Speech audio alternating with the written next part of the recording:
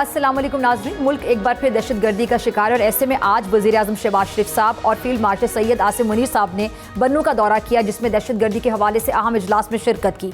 इसके अलावा दहशतगर्दी में शहीद 12 शहदा की नमाज जनाजा में शिरकत की और CMH में जख्मियों की इयादत भी की। इस मौके पर वज़ीर आज़म शहबाज शरीफ ने दहशतगर्दों की पुष्पनाई करने वालों को वाज़े और सख्त पैगाम भी दिया। वज़ीर आज़म का कहना था कि भारत दहशतगर्दों की पुष्पनाई कर रहा है, जबकि अब दहशतगर्दों को उन्हीं की ज़बान में जवाब दिया जाएगा। साथ ही उन्होंने अफगानिस्तान से पाकिस्तान को दहशतगर्दी का निशाना और सूलतकारी के हवाले से भी दो टोक मौक़िफ़ इख्तियार किया है। वज़ीर आज़म साहब का यह पैगाम कि अफगानिस्तान खारजियों और पाकिस्तान में से किसी एक का इंतखाब करे, पाकिस्तान की पुरअमन पॉलिसी का अक्स है, लेकिन यह भी तय है कि पाकिस्तान को नुकसान पहुंचाने वालों और दहशतगर्दों से ताउन करने वालों से कोई रियायत नहीं बरती जाएगी। पाकिस्तान ने मुतादिद बार वाज़ेह किया कि दहशतगर्द अफगानिस्तान से आकर पाकिस्तान में दहशतगर्दी करते हैं। इस हवाले से वज़ीर आज़म ने वाज़ेह कर दिया कि जो ज़रूरी इक़दामात हुए वो किए जाएंगे और बुनियादी मरसूस की तरह इस मिशन को भी कामयाबी से पाया तकमील तक पहुंचाया जाएगा। पाकिस्तान में दहशतगर्दी के पै दर पे वाक़ियात का होना और भारत और अफगानिस्तान का मुलव्विस होना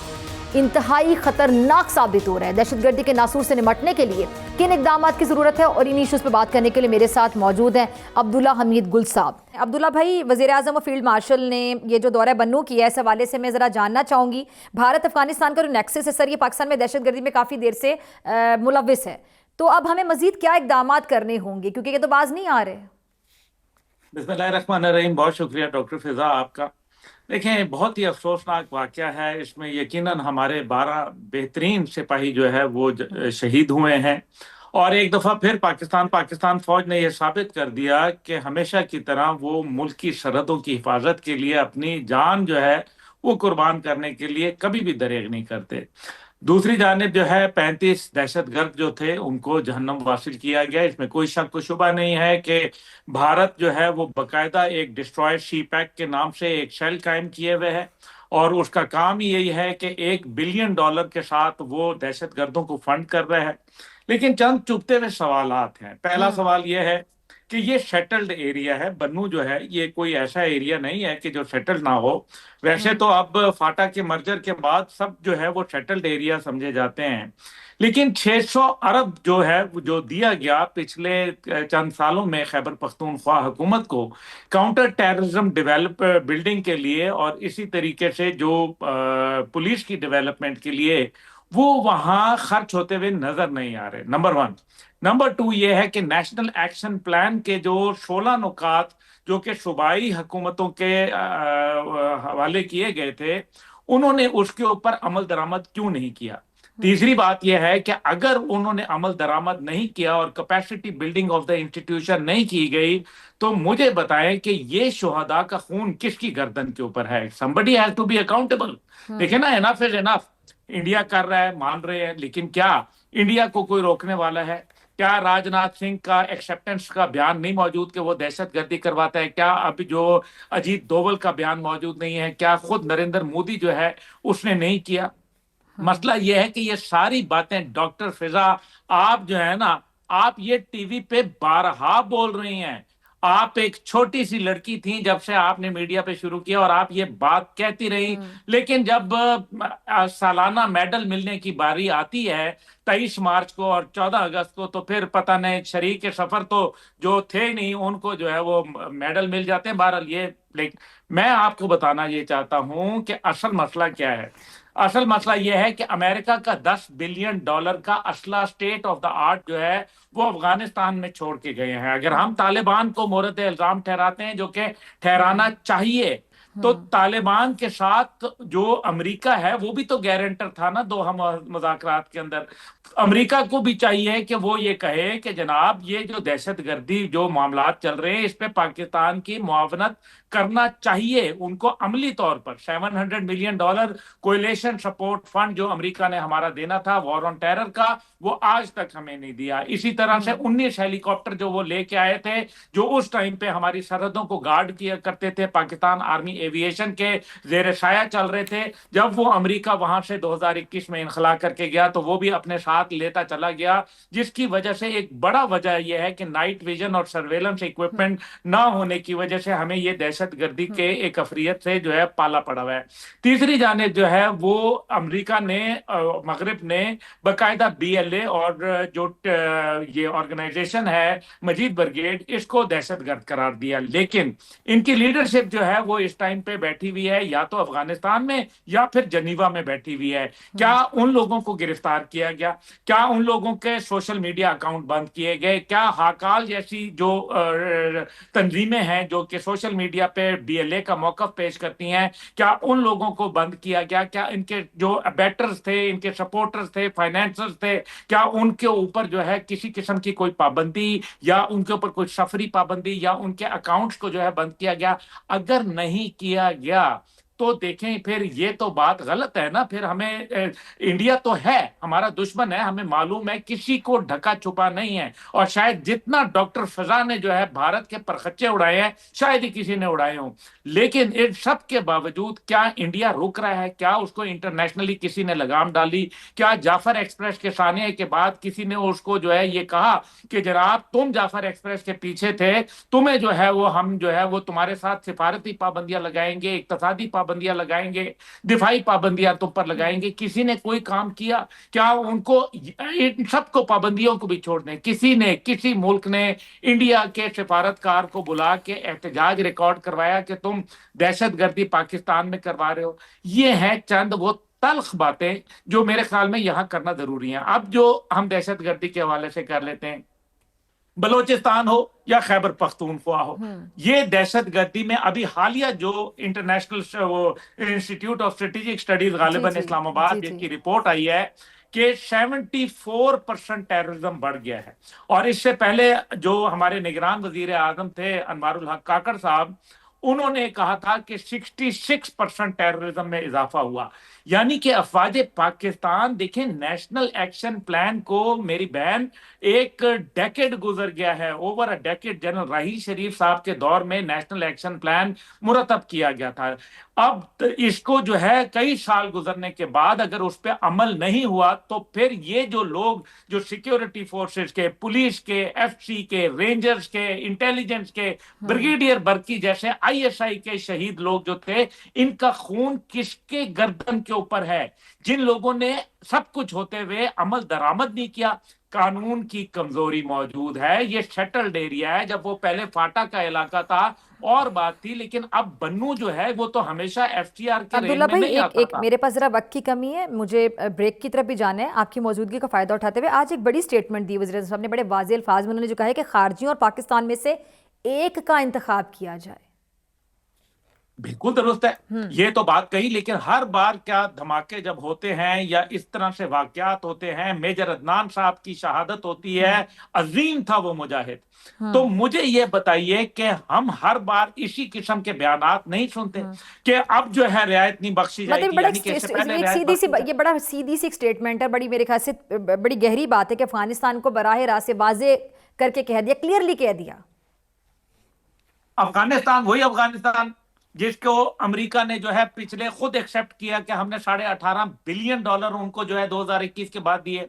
वही अफगानिस्तान जिसके ऊपर $67 मिलियन हर महीने वो रिसीव करता है। अहमद शाह मसूद के बेटा अहमद मसूद जो है वो मौजूद है और अमेरिका ने इसको डिनाई नहीं किया हुआ। वही अफगानिस्तान जिसकी सारा एडम जो है, जो CIA की जो इंटेलिजेंस की वो ये काउंटर इंटेलिजेंस की हेड थी, जिसका 3 घंटे का पॉडकास्ट मौजूद है जिसमें वो ये कहती है कि हमने एक इंडिपेंडेंट जो पश्तूनिस्तान बनाने के लिए बाकायदा CIA में शेल कायम कर दिया। आप उस अफगानिस्तान की बात कर रही हैं। वही अफगानिस्तान जिसके अंदर साबिक DGISI जनरल नदीम अंजुम और हमारे वजीर जो दिफा हैं ख्वाजा आसिफ साहब, वो जाते हैं और वो इररिफ्यूटेबल एविडेंस पेश करते हैं और उसके बावजूद वहां कुछ नहीं होता।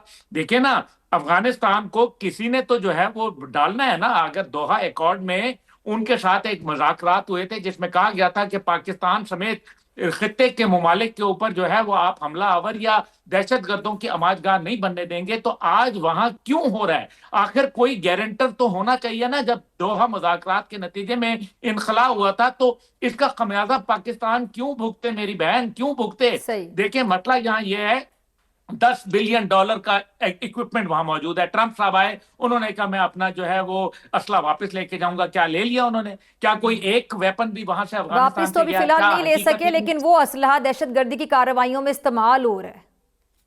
वो असला तो दिन ब दिन इस्तेमाल हो रहा है ना। हाँ। और क्या ये सिलसिला रुक रहा है? देखें, ये शहीदों का खून जो है ये बहुत महंगा होता है, ये इसका अनमोल होता है, ये शहादतें, ये रोजाना। और फिर दूसरे जो जितने भी डिपार्टमेंट्स हैं वो किधर हैं? ठीक। बलोचिस्तान है तो वो आपके सामने है, सही, खैबर आपने पख्तूनख्वा अहम है तो सवाल आपके उठाए। ठीक है पास। अब्दुल्ला भाई, बहुत शुक्रिया आपके कीमती वक्त के लिए। नाज़रीन, आपसे मुलाकात के बाद ब्रेक के बाद मेरे साथ मौजूद होंगे कैसर शेख साहब। वेलकम बैक नाज़रीन। पाकिस्तान की मईशत महज एदाद शुमार का खेल नहीं है, बल्कि करोड़ों अवाम की जिंदगियों, उम्मीदों, खुशहाली और मुस्तकबिल से जुड़ी हुई हकीकत है।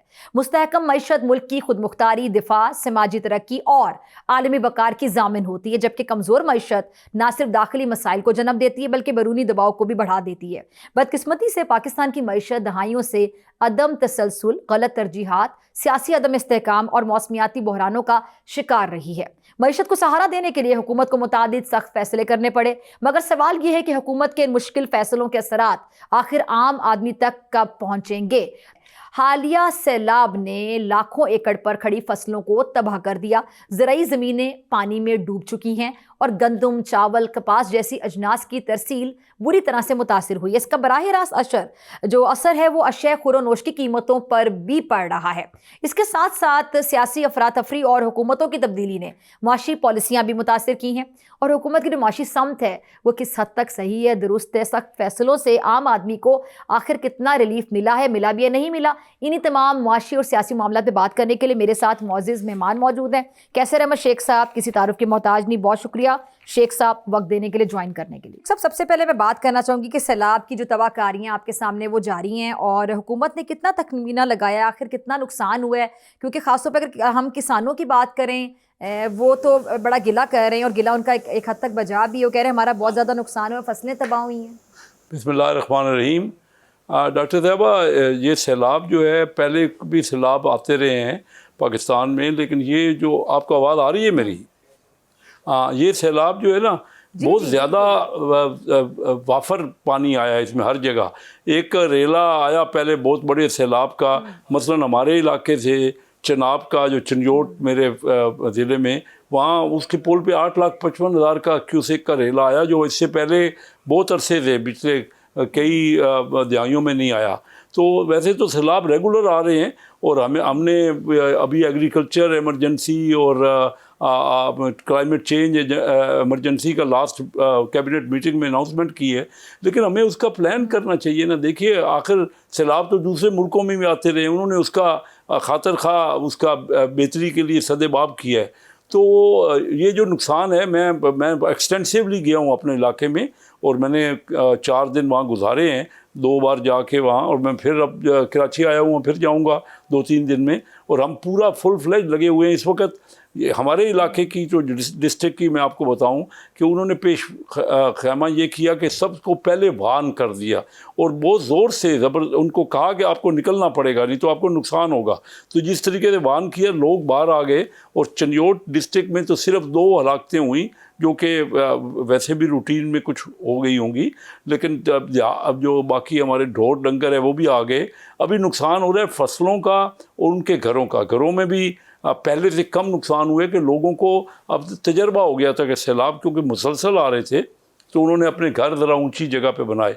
लेकिन जो एस्टिमेट है वो फिर भी मैं ये समझता हूँ कि खासा बड़ा फसलों का नुकसान है, जिसमें काश्तकार का और ज़मींदार का।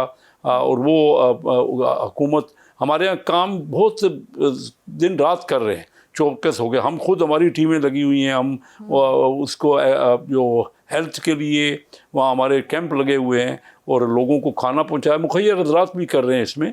लेकिन ये हर बार क्योंकि सैलाब आ जाता है, अब देखिए ना कि उससे हम ना तो कोई डैम बनाते हैं, ना स्टोरेज का हमारे पास कोई इंतज़ाम होता है। जब सैलाब आ जाता है तो हम ये बातें करते हैं। अदरवाइज क्या किया 78 साल में, आप देखो तो सही ना, बहुत कुछ होना चाहिए था ना।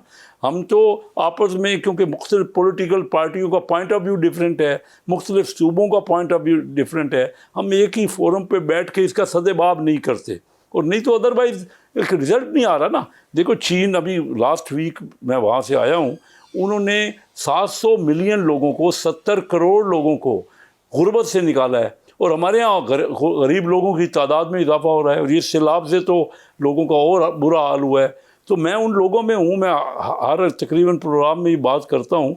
पहली बार 72 में हम गए चाइना बिज़नेस के लिए, तो उनको बिज़नेस का आइडिया नहीं था, हम लोग ज़्यादा उनको सिखाते थे बिज़नेस, वो हमें कम बताते थे।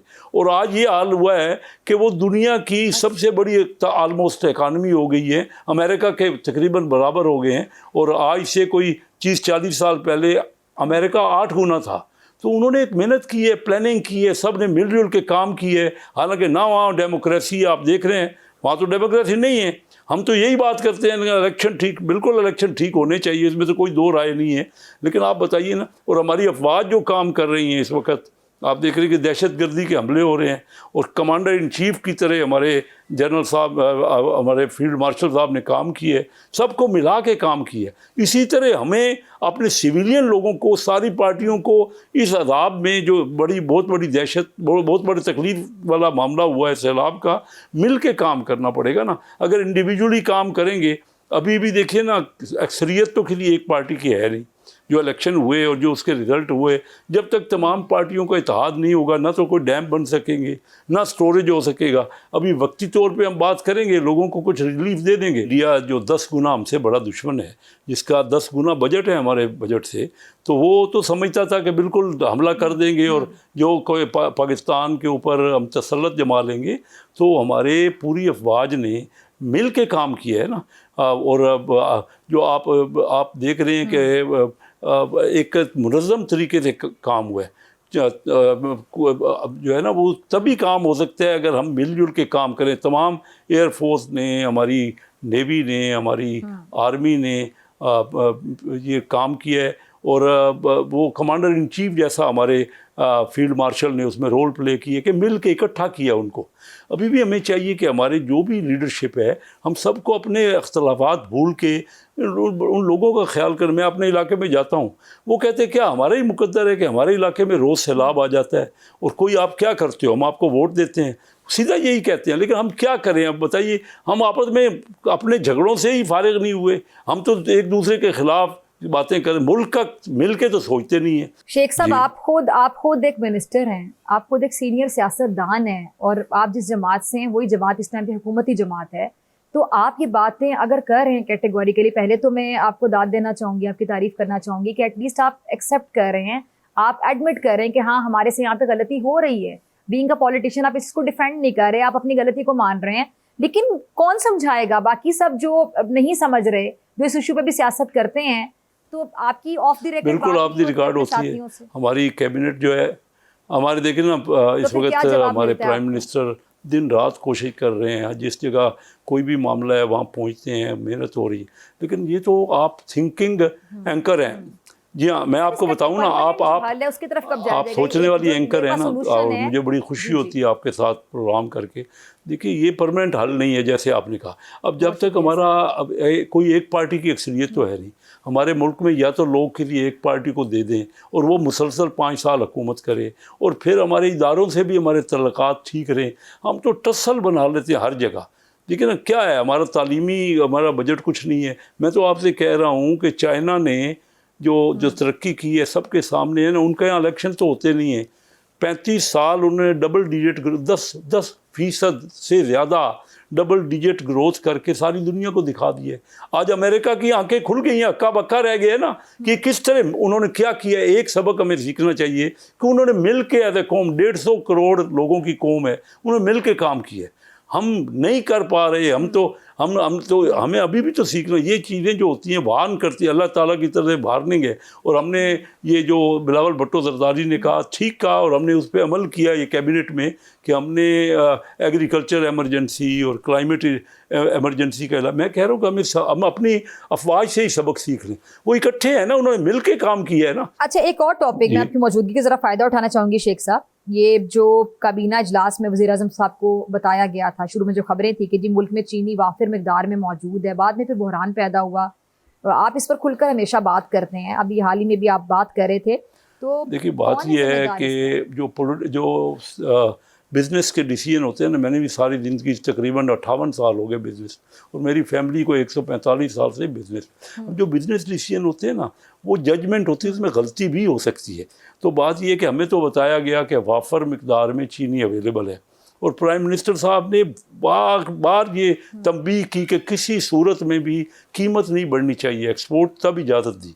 अब एक्सपोर्ट हो गई, उस वक्त जो फिगर्स दी गई, अब एक्सपोर्ट तो उस वक्त ज़रूरत थी हमें फॉरेन एक्सचेंज की। पाकिस्तान को हर वक्त देखिए एक्सपोर्ट की ज़रूरत होती है और फॉरेन एक्सचेंज चाहिए होता है, तो वो एक गुड स्पिरिट में ये किया गया। लेकिन वो साबित तो ये हुआ ना कि वो ठीक फिगर्स नहीं थी ना।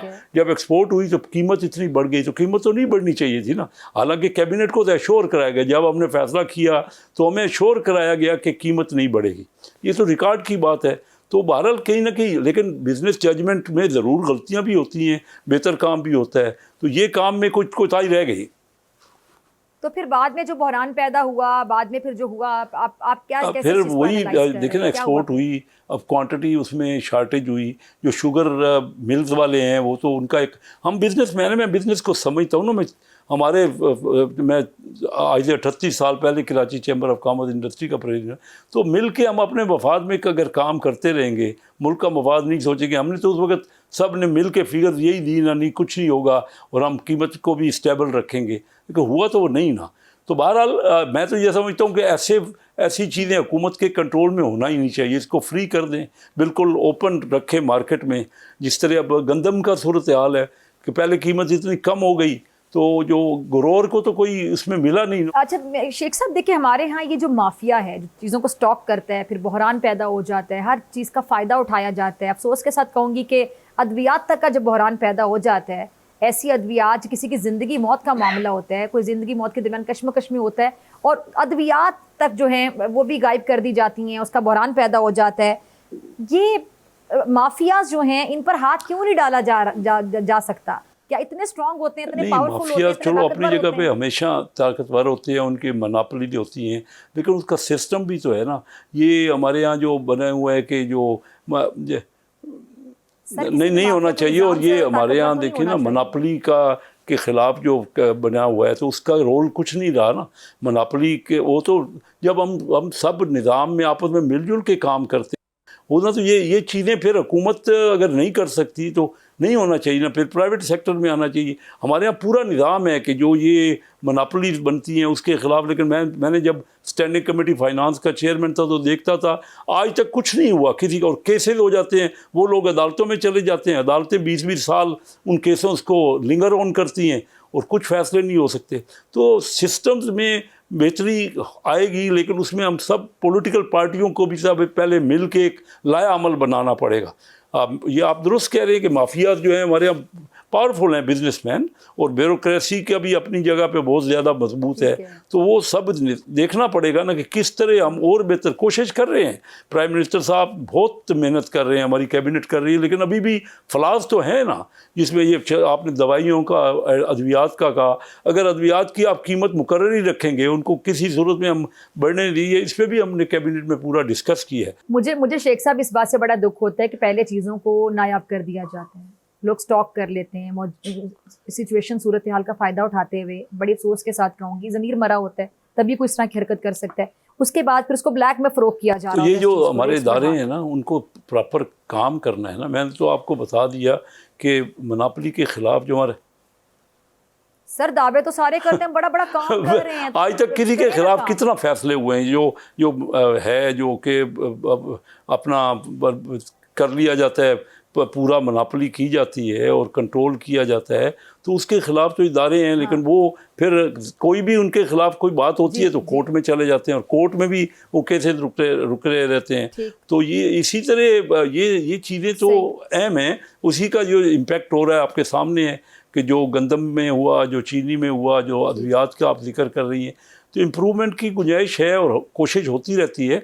मेहनत अपनी जगह पे पूरी हो रही है, लेकिन फिर भी ये फ्लाज तो हैं जिनको और बेहतर होना चाहिए सिस्टम में। अच्छा, लास्ट में जानना चाहूँगी कि बिजनेस कम्युनिटी से भी ताल्लुक़ रखते हैं, नून लीग साहब का ताल्लुक़ है, आप अभी भी एक मिनिस्ट्री में हैं, पहले भी आप मिनिस्ट्री संभालते रहे हैं। अभी आप जो हुकूमत की मौजूदा कारकर्दगी उससे किस हद तक मुतमईन है? खासतौर पे मैं सिर्फ वज़ीर ख़ज़ाना देखिए काफ़ी कुछ बेहतरी हुई है। हम तो डिफ़ॉल्ट में थे ना, जब हम शुरू किया तो हमारे तो बिल्कुल डिफ़ॉल्ट की कंडीशन थी। IMF से PTI ने बिगाड़ के रखी हुई थी। वो किसी सूरत में IMF के प्रोग्राम में हमें शरीक ही नहीं करते थे। तो बड़ी मेहनत से और बड़ी उनसे तवज्जो दिलाई गई, तो उन्होंने पाकिस्तान को IMF प्रोग्राम में रखा। देखिए महंगाई 38% तक चली गई थी, अब 4-5% महंगाई पे आ गई है और हमारी करेंसी जो है वो बहुत और आगे बढ़ गई। पहले तो काफ़ी डिवैल्यू हुई है पाकिस्तान का रुपया, लेकिन अब स्टेबल हो गया ना, बहुत अरसे स्टेबल हुआ। हमारी एक्सपोर्ट किसी हद तक बढ़ रही है। मैं बिल्कुल ये मेहनत जो हो रही है, कोशिश हो रही है, लेकिन हमें और ज़्यादा तेज़ रफ्तारी से लोगों तक अभी नहीं, ग्रास रूट लेवल तक नहीं पहुंच रही उसके बेनिफिट्स। यानी पहुंचे तो हैं, लेकिन जितने पहुंचने चाहिए, अब ये सैलाब आ गया तो इससे बहुत बड़ी मुश्किलात में इजाफा हो गया है। तो हुकूमत की जो आप पहली हुकूमतें भी देख रहे हैं, इसमें हुकूमत में भी आपने ये देखा कि काफ़ी बेनिफिट्स हुए हैं। हमारा बैलेंस ऑफ पेमेंट में बेहतरी आई है, पहली बार पिछले 10 सालों में बैलेंस ऑफ पेमेंट हमारा फेवरेबल है।